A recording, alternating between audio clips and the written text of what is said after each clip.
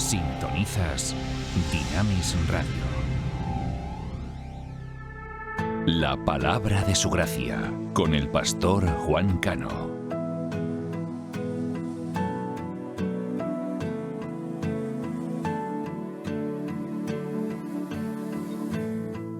No te veo, pero te siento.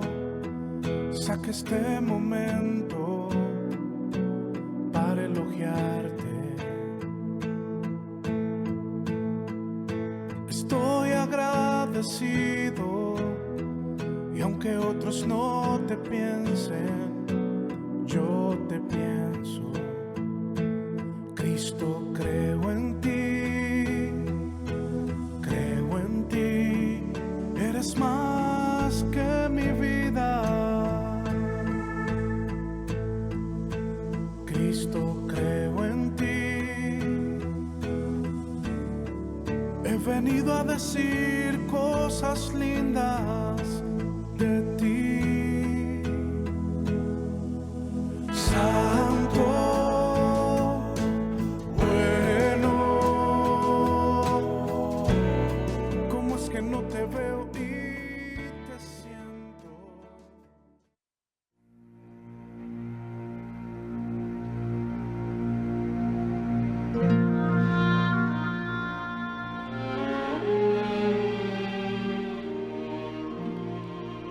¿Y vosotros, quién decís que soy yo? Respondiendo Simón Pedro dijo: Tú eres el Cristo, el Hijo del Dios viviente. Entonces le respondió Jesús: Bienaventurado eres, Simón, hijo de Jonás, porque no te lo reveló carne ni sangre, sino mi Padre que está en los cielos. Y yo también te digo que tú eres Pedro, y sobre esta roca edificaré mi iglesia, y las puertas del Hades no prevalecerán contra ella. Y a ti te daré las llaves del reino de los cielos. Y todo lo que atares en la tierra será atado en los cielos, y todo lo que desatares en la tierra será desatado en los cielos.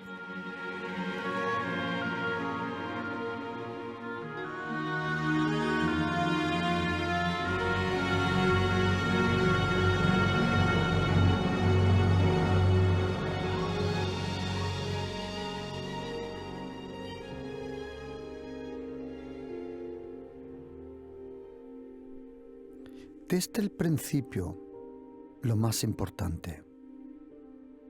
Cuando una persona, por la gracia de Jesucristo, por la obra del Espíritu Santo, viene a la fe en la persona de Jesucristo. ¿Qué significa eso? La fe cristiana. Tener fe en Jesucristo. ¿Qué significa eso? Crecer en una cultura cristiana, nacer en un país supuestamente cristiano. La verdad que no, porque tú y yo podemos nacer en un garaje, pero yo estoy seguro que nunca te vas a convertir en un coche. O como esa jovencita que le pasó hace poco tiempo en California. Tuvo una niña pequeña en McDonald's, imagínate, embarazada, a McDonald's, tuvo una niña, nació en McDonald's, pero yo estoy convencido que jamás esa niña se va a convertir en una hamburguesa. Solo porque hayas nacido en un país supuestamente cristiano, no significa que tú y yo somos cristianos. ¿Qué significa ser cristiano? La palabra cristiano aparece en la Biblia, en el Nuevo Testamento, solo 3 veces. La palabra que Jesucristo usa para hablar de las personas que creen en Él y son obedientes y le siguen, es la palabra discípulo. Nosotros hablamos de creyentes, pero la Biblia dice en Juan capítulo 8 que Jesucristo le habló a los creyentes y le dijo que si permanecéis en mi palabra, os vais a convertir en mis discípulos. También para la palabra discípulo, en el Nuevo Testamento existen diferentes palabras en griego. Provienen de la misma raíz, de la misma palabra, pero describen de una forma muy exacta qué clase de discípulo es uno. La Biblia conoce a aquellos que son discípulos, llamados en griego maceo. Luego encontramos otra palabra en griego maceteo. Y otra, la tercera, es macetes, que son las personas que de verdad se quedan con el maestro para aprender de él. No solo su doctrina, sino de su persona. La Biblia dice en Marcos 3:13 que Jesucristo llamó al monte a los que él quiso para que estuviesen con él. Es la cercanía de Jesucristo que nos transforma. Es su presencia. Nosotros que creemos en Jesucristo sabemos que Él ha resucitado. Él está aquí, tan cerca que no te puedes imaginar. Jesucristo vive. Él no solo vive en la mente o en los corazones, como dicen algunos, que vive Elvis Presley, Whitney Houston o alguno de los otros. No. Cuando nosotros decimos que Jesucristo vive, no es que Él vive solo en nuestra mente, en nuestros recuerdos, en nuestro corazón. No. Jesucristo incluso dijo, porque yo vivo, vosotros viviréis. Nosotros sabemos que Jesucristo resucitó entre los muertos. Él vive. Él ha resucitado. Y cuando nosotros vinimos a la fe, o mejor dicho, cuando Dios el Padre nos regala la fe. Porque tenemos que saber una cosa, que la fe es un regalo que Dios el Padre le ofrece a todo ser humano. Dios el Padre desea que todos sean salvos. Todos en algún momento tuvieron un encuentro o una cercanía de su gracia. Como dice Titus, el apóstol Pablo escribiendo a Titus, capítulo 2, versículo 11. La gracia alumbró, la gracia se manifestó, la gracia se acercó a todo ser humano que llega a la tierra. Incluso en el libro de Job dice que Dios el Padre a cada persona le da 2 o 3 oportunidades para ser salvo. A toda persona 2 o 3 oportunidades. Dios el Padre quiere que todos sean salvos, pero no todos quieren recibir ese regalo, porque la salvación es un regalo. Lo mismo que el perdón, lo mismo que la vida eterna. El cristiano, la persona que cree en Jesucristo, no puede ganar nada por su propio esfuerzo. Todo se recibe por la gracia, como un regalo. También la fe es un regalo. En este pasaje que hemos leído, Mateo capítulo 16, el Señor le dijo al apóstol Pedro, carne y sangre no te lo han revelado. La fe es una revelación, es un regalo de Dios a nuestro corazón. Todos empezamos con la misma fe. pero no todos terminamos con la misma fe. En Romanos capítulo 12 dice que todos hemos recibido la misma medida de fe. La verdad es que todos empezamos con la misma medida, pero no todos terminamos con la misma medida. ¿Por qué? La fe en Jesucristo no tiene que ver con una cultura, con una educación. La fe en Jesucristo tiene que ver con su cercanía, con una relación. La fe es como un músculo. Si no lo usas, no es que el músculo desaparece, no. Ningún músculo desaparece, pero se hace muy débil. La fe es como un músculo que tiene que ser entrenado.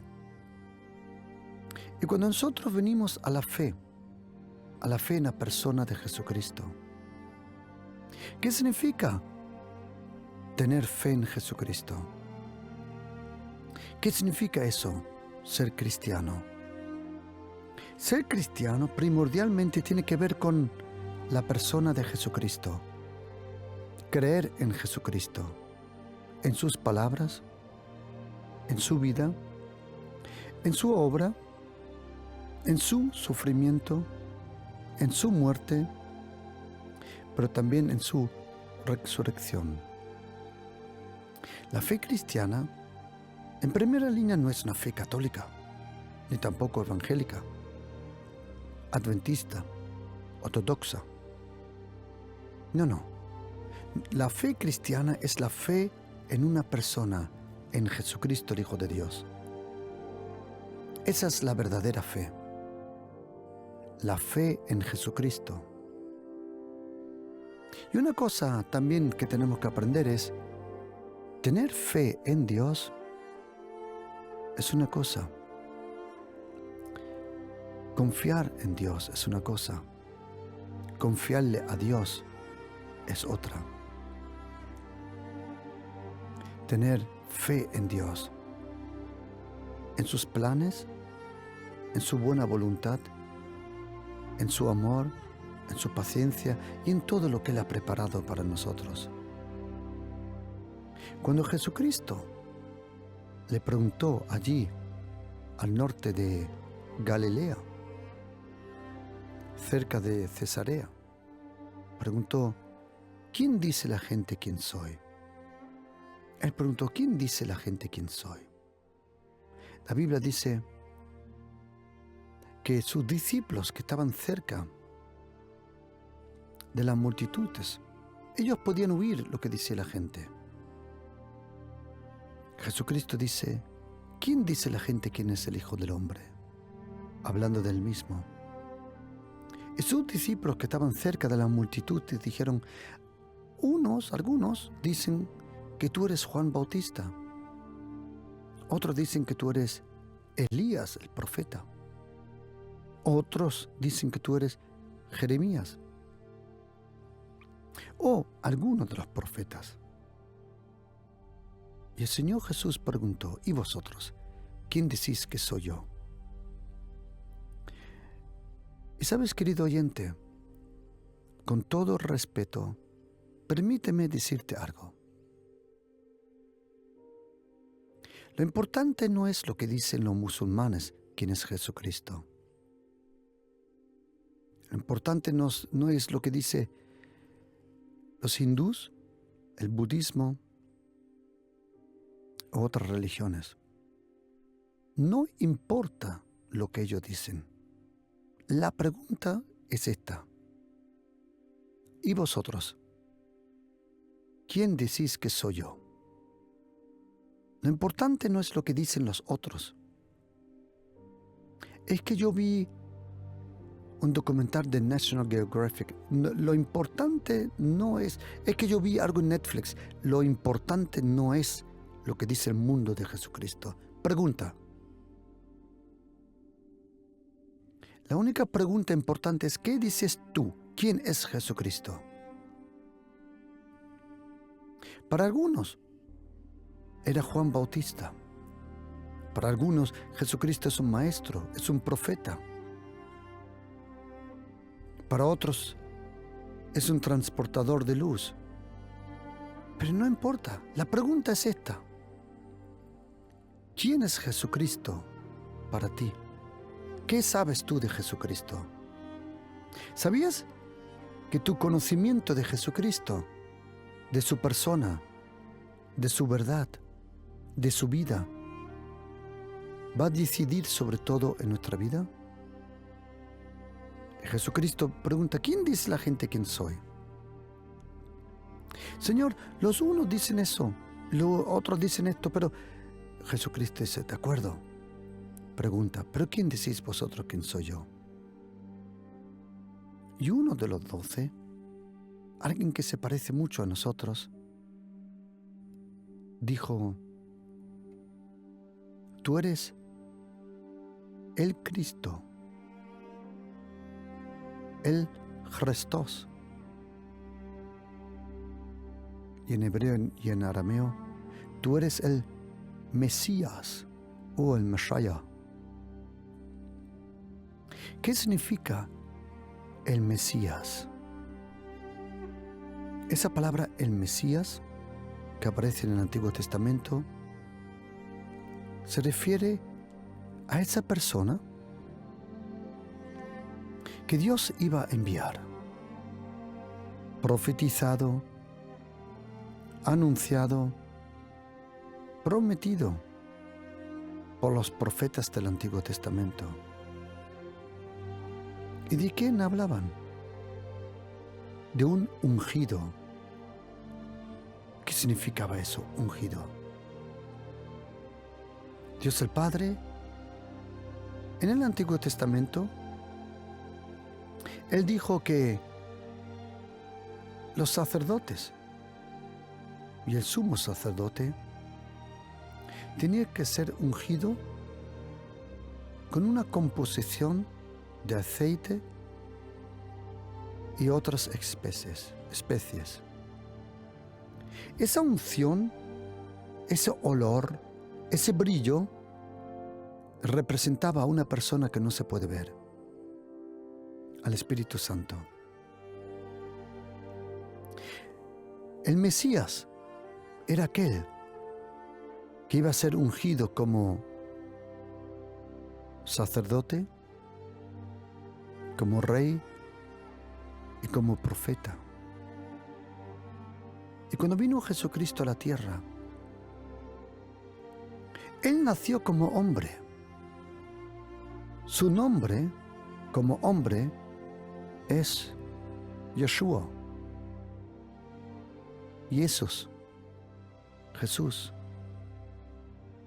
Pero, si lo quieres decir así, su apellido era Christos, Cristo, Mesías. Porque ahí nos es revelado por el Espíritu Santo cuál era la razón y cuál era la fuente de su venida. El Mesías de Dios. La Biblia dice que Jesucristo vino a destruir las obras del diablo. Dios el Padre, cuando Él envió para destruir las obras del diablo, Él no envió un ejército de ángeles. Él envió a una persona, a una única persona. Jesucristo. Él es el centro de todo. Jesucristo no solo es uno de los profetas, como dicen los musulmanes. No. Jesucristo es el Hijo del Dios vivo. Y cuando Jesucristo le preguntó a sus discípulos, ¿y vosotros quién decís que soy yo? Y Pedro dijo, tú eres el Mesías, el Hijo del Dios vivo. El Hijo. Querido oyente, Siempre que alguien te pregunta quién es Jesucristo, dile, Él es el Hijo de Dios. Jesucristo es el Hijo de Dios. Jesucristo es el Hijo de Dios. Jesucristo es el Hijo de Dios.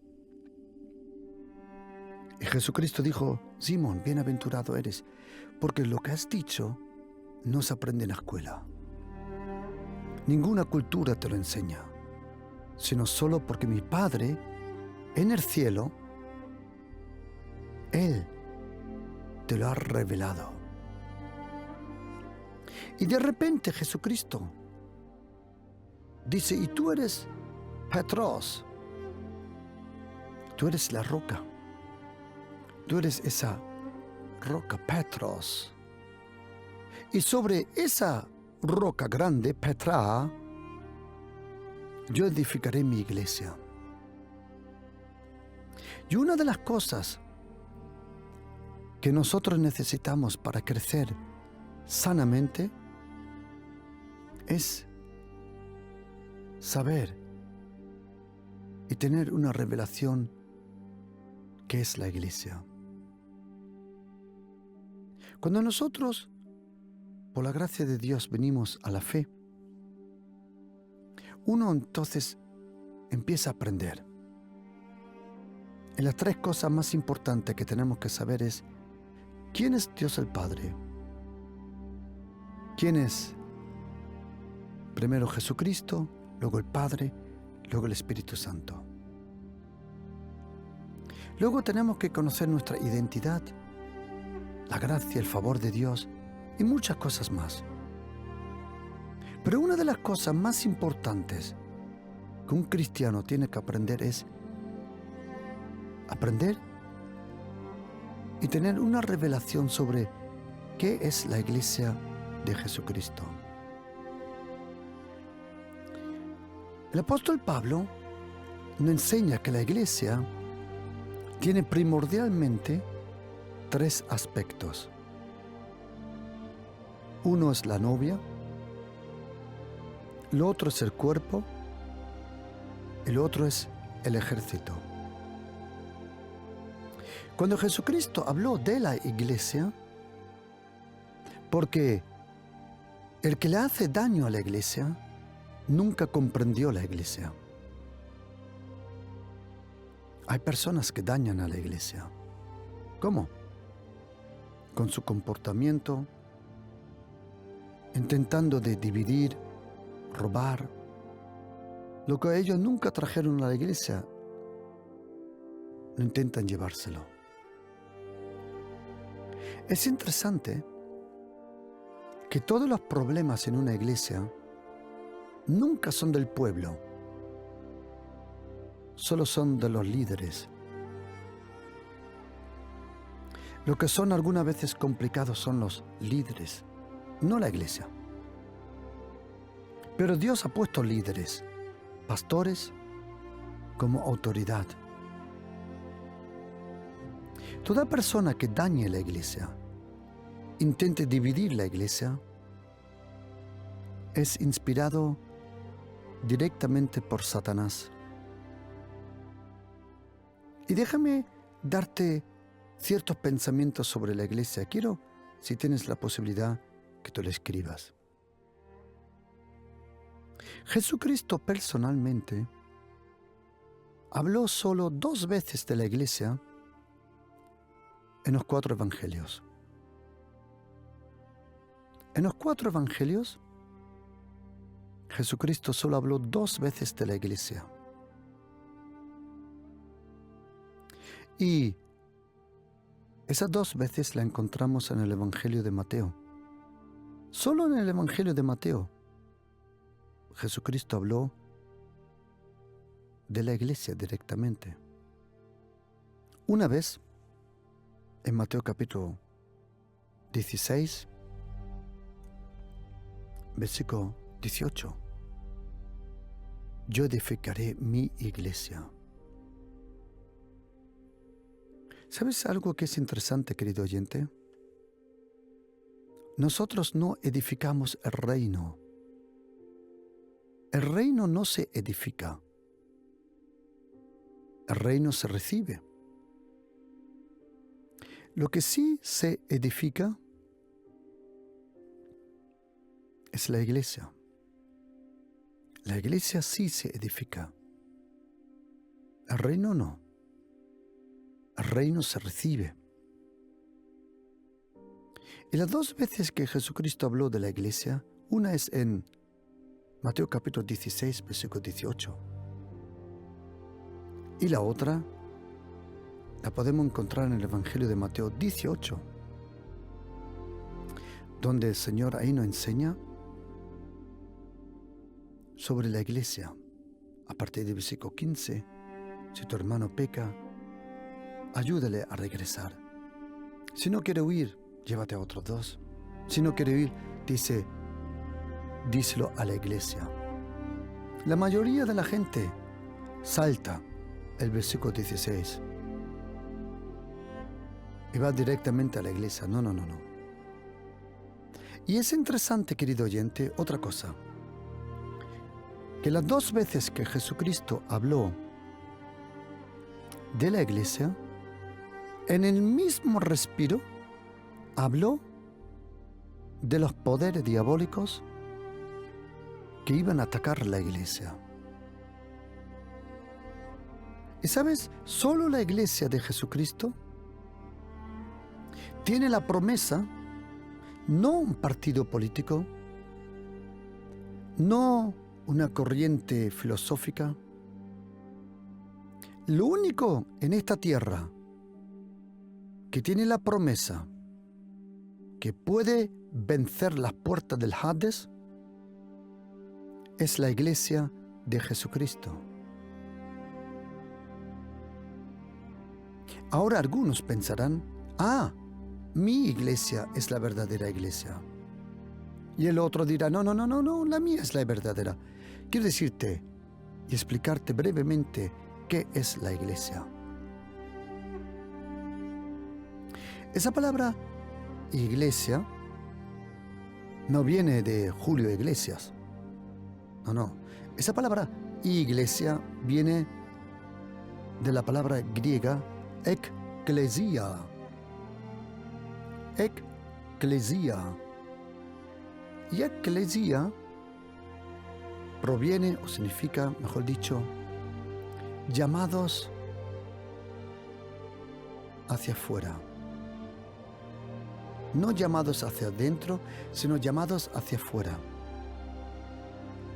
Esa palabra iglesia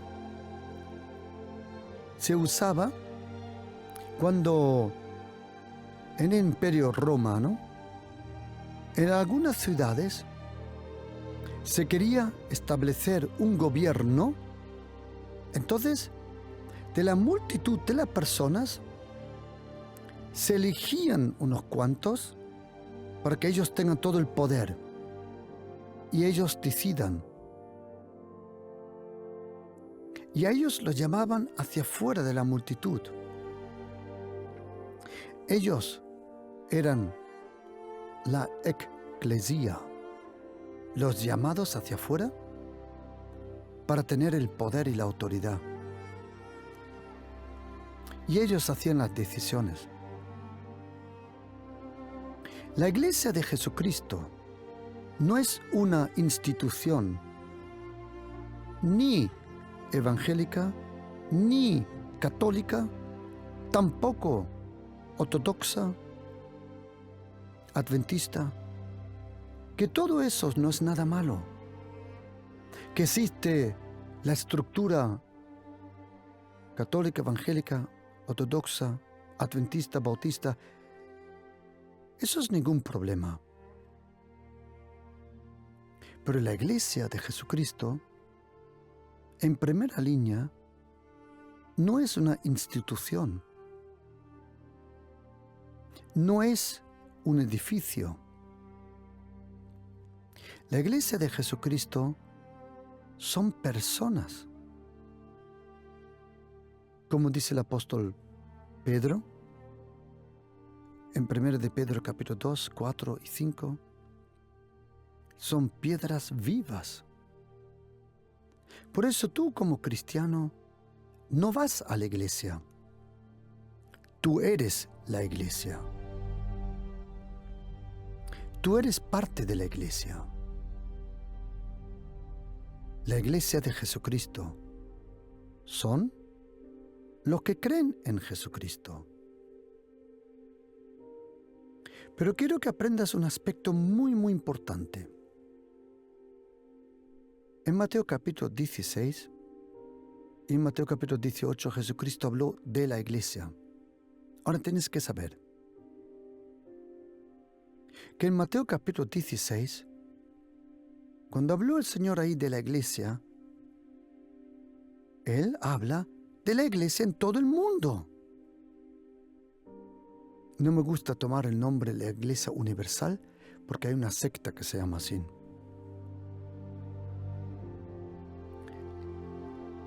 La iglesia de Jesucristo, primero, son todos los creyentes en cualquier sitio del mundo. Yo me acuerdo haberme encontrado, incluso con japoneses, con su Biblia en japonés, y me acuerdo en el aeropuerto haber leído junto a la Biblia. Ellos en japonés, yo en alemán. En otro sitio me he encontrado con personas. ¿Y sabes qué? Instantáneamente teníamos una comunión en el Espíritu. ¿Por qué? Porque ellos eran lo mismo que yo. Y quiero que estés atento. Somos miembros de la iglesia en todo el mundo, repartido, pero tenemos que ser miembros de una iglesia local.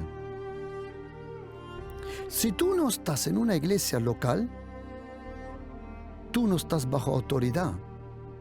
Y si no estás bajo autoridad, tú no tienes autoridad. Y otra cosa, si tú atacas o te levantas contra una autoridad espiritual, tú pierdes la tuya. La autoridad es puesta por Dios, la autoridad espiritual, que es lo máximo que existe en esta tierra. Porque solo la autoridad espiritual puesta por Dios, no estoy hablando de esa gente amarga y falsa que detrás de la espalda de un ministro, de una iglesia, de una congregación, roba, intenta levantar su propia iglesia. Eso nunca será una iglesia. Porque la iglesia no se abren, iglesias nacen.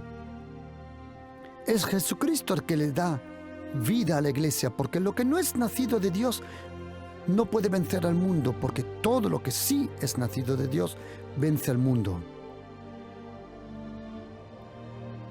Y muchos y muchas de lo que se llama iglesia no es iglesia.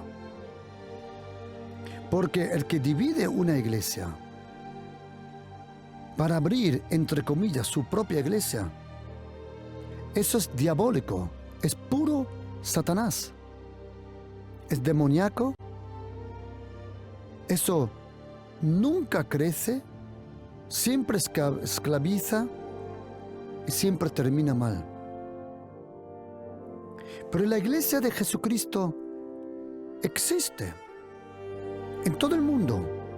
Todo aquel que cree que Jesucristo es el Hijo de Dios y que cree en Dios el Padre y Dios en el Espíritu Santo es parte de la iglesia en todo el mundo. Pero tiene que ser parte de la iglesia local. Una de las razones por qué tiene que ser parte de la iglesia local es porque hay 3 versículos en la Biblia que nos enseñan que hay una herencia espiritual entre los santificados. Hay una herencia que Dios ha metido en la iglesia, una herencia en el Espíritu. Si tú rechazas la iglesia, tú rechazas lo que la iglesia tiene para ti. Y el que se cree que puede vivir sin iglesia, es como dice en la carta de Judas, son manchas oscuras en nuestros encuentros de agape. Son personas. El que rechaza la iglesia no tiene ningún derecho de ir a la iglesia. La iglesia es de suma importancia. Estar en una iglesia local. Y que nunca te atrevas a una persona que está en una iglesia intentar de sacarla para llevarla a otra iglesia. Ni te atreves. Porque caes bajo el juicio de Dios. Es muy serio. Yo a mi gente le he prohibido, si están las personas en otra iglesia, de invitar. Le he dicho que por favor no lo hagan. Porque yo personalmente creo, si tú estás en una iglesia es porque Dios te puso ahí. Y en Hechos 26, 18, Hechos 20, versículo 32, y en Colosenses, capítulo 1, lo podemos leer en versículo 12, que hay una herencia entre los santificados en la luz. ¿Cuál es la iglesia de Jesucristo? El uno dice, mi iglesia es la única. No, es mentira. La iglesia de Jesucristo en todo el mundo son los que creen que Jesucristo es el Hijo de Dios. Pero tú tienes que ser parte de una iglesia local. Una iglesia donde tú estás bajo la autoridad de un pastor, de un liderazgo, de una protección. ¿Por qué? Porque el Señor ha decidido que Él es la cabeza de la iglesia. Y la iglesia es el cuerpo de Cristo. El apóstol Pablo, cuando habla de la iglesia, le da primordialmente 3 aspectos de la iglesia. La primera es la novia, la segunda es el cuerpo, y la tercera, el ejército de Dios. Y la cosa que yo me he dado cuenta a lo largo de los años, que todos los que creen en Jesucristo, sí, son partes de la novia. Sí. Pero no todos son parte del cuerpo. ¿Por qué? Porque para ser parte de una iglesia local, tienes que permitir que el Espíritu Santo te incorpore y que encuentres tu lugar en tu iglesia, en una iglesia local.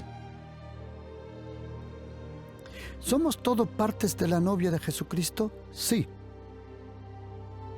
¿Son todos los cristianos parte del cuerpo de Cristo? No. ¿Por qué no? Porque hay muchos cabezones. Muchas personas que no quieren someterse. No permiten que el Espíritu Santo haga su obra. Esas personas mayormente se quedan un tiempo en una iglesia, pero cuando el Espíritu Santo empieza a tratar su carácter, su personalidad, entonces cogen las cosas y se van a otro sitio pensando que pueden escaparse del trato del Espíritu Santo. ¿Sabe lo que pasa? que ese curso lo vas a pasar otra vez. Es como un niño que no avanza en la escuela. Repite y repite el curso, repite el curso. ¿Todos nosotros somos parte de la novia? Sí. ¿Somos todos parte del cuerpo? No. ¿Por qué no? Porque para ser parte del cuerpo, tienes que preocuparte por el cuerpo. Cuando tú vas a una fiesta, a una boda, tú no te preocupas. En una boda tú eres el invitado. Ahí se preocupan por ti.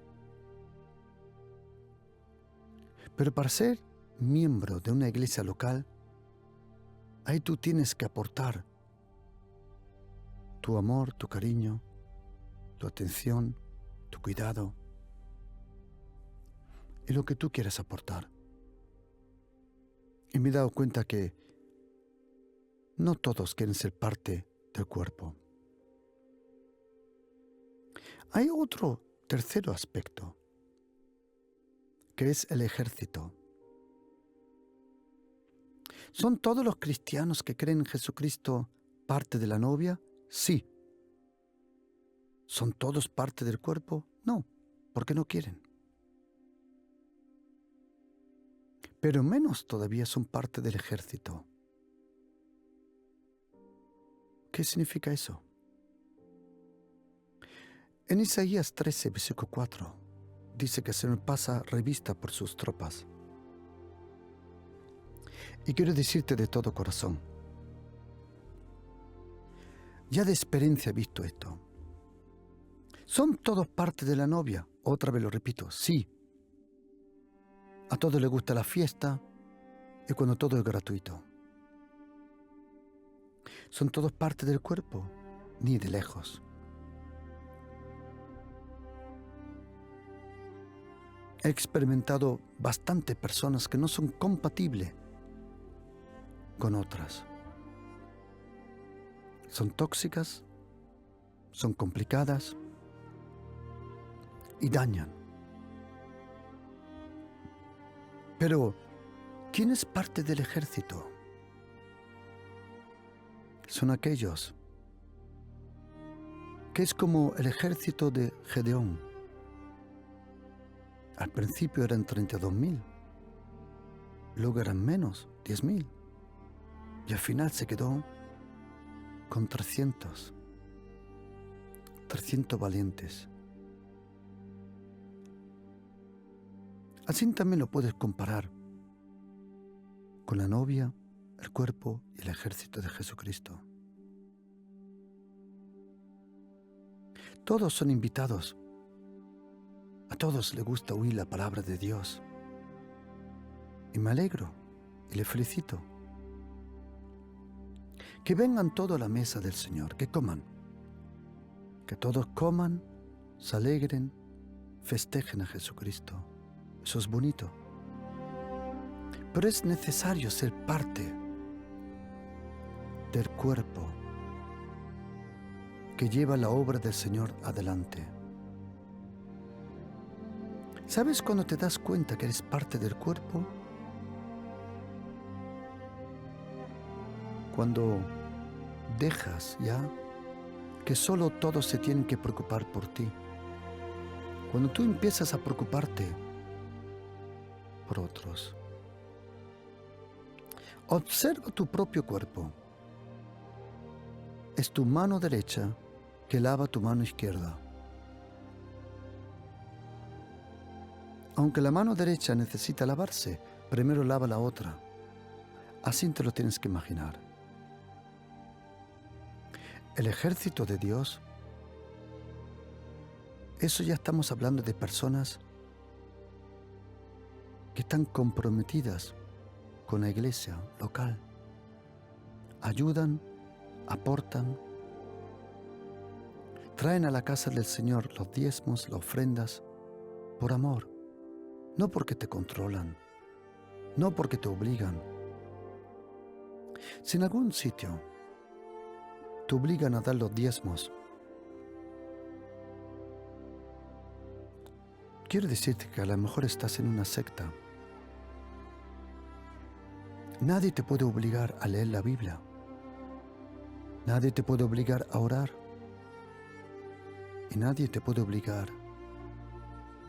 a dar los diezmos, la ofrenda. Eso lo haces tú por amor y porque sabes valorar el cuerpo, la iglesia del Señor. Es una cosa entre ti y el Señor.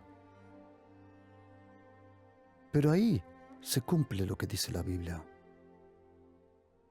Traed los diezmos al alfolí. ¿Dónde está el alfolí? Lo que antiguamente era el templo en Jerusalén, hoy son las iglesias locales. Lo que antiguamente eran las sinagogas, hoy también es la iglesia local. Y es interesante que Jesucristo, estas 2 veces que habló de la iglesia, en el mismo momento habló de atar al hombre fuerte, de atar los poderes diabólicos. Y una de las enseñanzas que os quiero dar es cómo enfrentarse a los poderes diabólicos. Porque nosotros cristianos estamos en una guerra involucrados. No todos los días, pero muchas veces lo percibimos. Y en esta tierra, ningún otro pueblo puede reprender a Satanás. Ningún otro pueblo puede reprender a los poderes diabólicos. ¿Sabes quién puede reprender a esos poderes diabólicos? A todos los que creen en Jesucristo, el Hijo de Dios. Cuando una iglesia dice, nosotros somos la única iglesia, eso no es solo peligroso, sino estúpido. En nuestra iglesia hay más unción. En nuestra iglesia hay iglesias incluso que no aceptan cuando son personas bautizadas en otra iglesia y tú vas a su iglesia, tienes que bautizarte de nuevo. Eso es sectario. Las sectas hacen eso. Queridos, lo importante es creer en Jesucristo, vivir con Jesucristo, conocer a Jesucristo, a Dios el Padre, a Jesucristo y el Espíritu Santo. Ten cuidado que no caigas en un legalismo, en una religión. Nuestra denominación es la que más crece. Nosotros estamos bajo esta cobertura y esto. Vamos ya, come on guys, come on, por favor, por el amor de Dios. El centro de todo es Jesucristo. Él es la cabeza de ese cuerpo que dice el apóstol Pablo en Efesios 1. Y quiero que estés atento al poder que tiene la iglesia.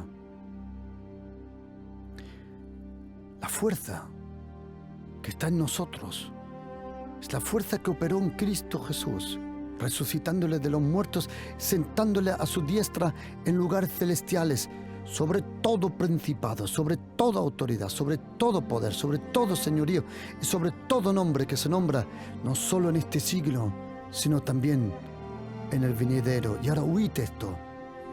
Y sometió todas las cosas bajo sus pies y lo dio por cabeza sobre todas las cosas. ¿A quién? A la iglesia, la cual es su cuerpo, la plenitud de aquel que todo llena en todo.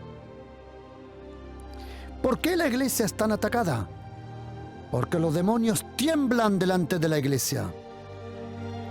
Los demonios conocen el poder, la autoridad, la vida. Los demonios saben la fuerza que tiene la iglesia de Jesucristo. Sea la iglesia en todo el mundo o sea la iglesia local. Los demonios saben que Jesucristo edifica su iglesia y las puertas del Hades no prevalecerán. Es importante estar en una iglesia. Muy importante. Detrás de tu decisión de conocer a Jesucristo, la próxima decisión más importante es con quién casarte. Pero la tercera decisión más importante es encontrar tu iglesia, no una, sino la tuya. Cuando alguien me dice, yo voy a esta iglesia porque está más cerca de casa. Perdona, ¿te casaste por ese hombre porque está más cerca que los otros? Come on. No importa dónde está tu iglesia. Cuando tú amas la iglesia no hay ningún camino que sea largo. Todo excusas. Ahí te das cuenta que son parte de la novia, pero no parte del cuerpo, y no serán parte del ejército. Por eso es muy importante reconocer la belleza, lo precioso que es la iglesia de Jesucristo. Cuando dicen, no visites esa iglesia, cuando te prohíben visitar otra iglesia, eso lo hacen las sectas. No visites ese concierto, no visites esa campaña. Eso todo es una señal de debilidad del pastor, de los ministros, y para mi entender también es diabólico. Cuando se comparan las iglesias, no, esa iglesia es del diablo. Por favor, what? Ten cuidado que no peques contra el Espíritu Santo. ¿Cuál es el pecado contra el Espíritu Santo? Según la palabra de Dios, el pecado contra el Espíritu Santo tiene diferentes aspectos. Me explico. Primero, el pecado contra el Espíritu Santo es cuando lo que hace el Espíritu Santo, tú lo interpretas como obra del diablo. Segundo, cuando el Espíritu Santo usa a uno y tú dices que esa persona es del diablo. Tercero, cuando el Espíritu Santo se le quita el derecho de ser la persona que él es. Ese es el pecado contra el Espíritu Santo, esos tres aspectos. Por eso todos nosotros tenemos que ser parte de la iglesia. Todos nosotros tenemos que ser parte del cuerpo de Cristo. Siempre que una persona quiera hacerle daño a la iglesia local, os quiero dar un consejo como pastor. Si tú eres pastor, diácono, anciano, quiero que estés atento a estas palabras. No todo el que va a venir a la iglesia viene por el Espíritu Santo.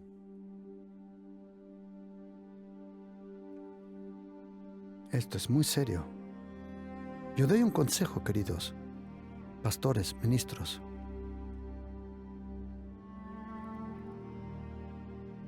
Si tú ves que una persona daña, es un chismoso, es tóxica en la iglesia, te doy un consejo bíblico. Habla con una persona. Si se arrepiente y cambia, gracias a Dios. Si no, échala fuera. Yo lo hago. Siempre que veo alguien con ese veneno diabólico, ese comportamiento diabólico, hablo en amor, en cariño con la persona, se le da tiempo. Pero si no quiere cambiar, fuera. Yo tengo toda la autoridad para hacerlo. Más, tengo la responsabilidad de hacerlo. Porque si yo permito a una persona así en la iglesia, esa persona va a dañar la iglesia. Y luego, no te quejes que tu iglesia fue dividida, porque tú has alimentado a esa persona. Y le has dado el espacio. Estamos en una batalla tremenda. Pero la iglesia de Jesucristo, aquel que está en ella, es más fuerte que aquel que está en el mundo. Por eso todos tenemos que ser partícipe y parte de ese cuerpo local que se llama la iglesia de Jesucristo. Y yo deseo de todo corazón que tú encuentres tu lugar en tu iglesia. Que el Señor te guarde. Shalom.